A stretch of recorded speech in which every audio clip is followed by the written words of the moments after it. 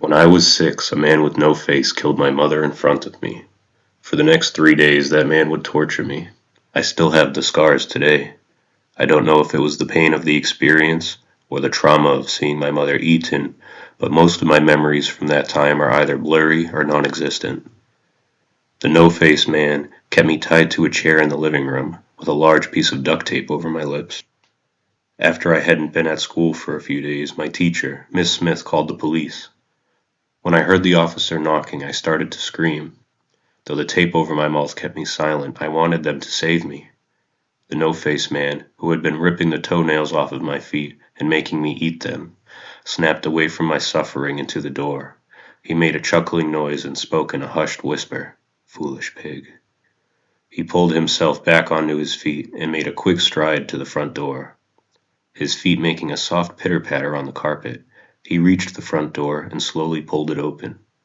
I saw the cop's face change from a neutral look to one of pure terror as the no-faced man put his hands around the cop's head. The loud crack noise followed by the thump of the cop's body on the floor destroyed all of my remaining hope for escape. I began to wail in both terror, sadness, and disgust. The man looked back over at me. The layer of skin that had covered his whole face wrinkled up.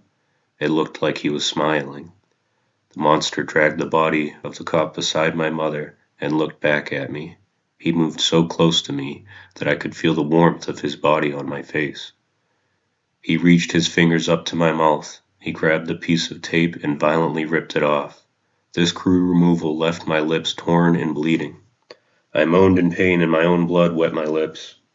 I'm bored of you, the no-faced man said, reaching his hands into his pocket and pulling out a small switchblade. He extended the blade, stood for a moment as if contemplating which way he wanted to bleed me to death, and eventually decided on putting the knife back into his pocket. He then grabbed me by the shirt collar and lifted me off the ground, chair and all. He chuckled at me, and in defiance I spat blood in his face. As soon as the warm red liquid hit his face, he stopped laughing. His face crinkled again, but different from before. He looked furious. He then tossed me into the wall across the room.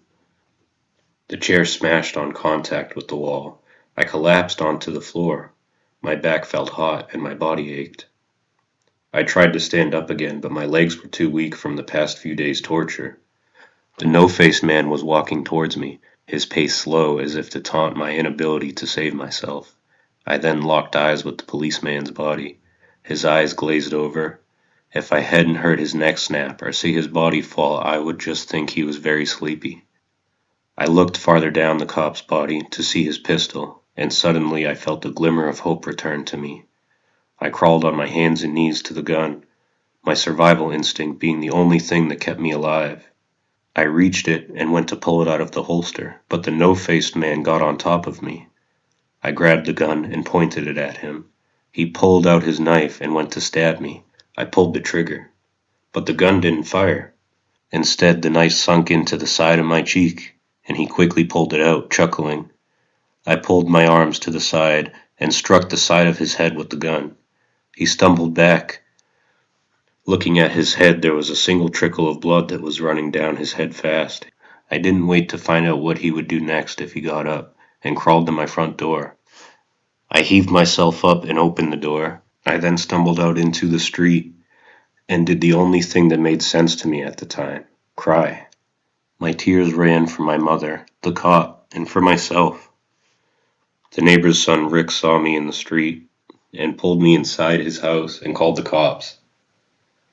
When they got to the scene, they found my mother's body and the body of the cop, but no-faced man. After a 10-month investigation, the jury found a man named Dylan McDonald guilty of the crimes of the no-faced man. He didn't do it, but nobody would listen to me. I was put into therapy and went to live with my aunt in Canada. It's been 11 years since then. Nothing of note has happened. My aunt and I are very close, and I have a good group of friends. For the first time in my life, I felt free from those horrible 3 days, but today I met a man. This man was a gruff trucker named Bill, whose house I walked past every day to get to school. He normally would just smile and nod, But that day was different. He walked up to me and spoke softly to me.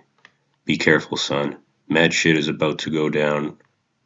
I asked him what, and he told me something that sucked me back into that life of terror. "Unless you want a repeat of what happened to your mother, then I reckon you come here after school tonight. I need to show you something."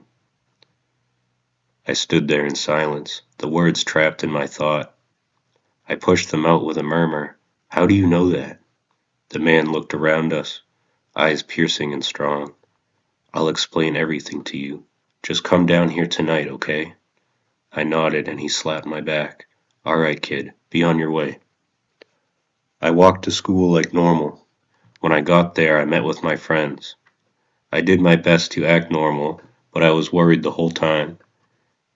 During my final period, I looked out the window, a light cover of snow beginning to fall.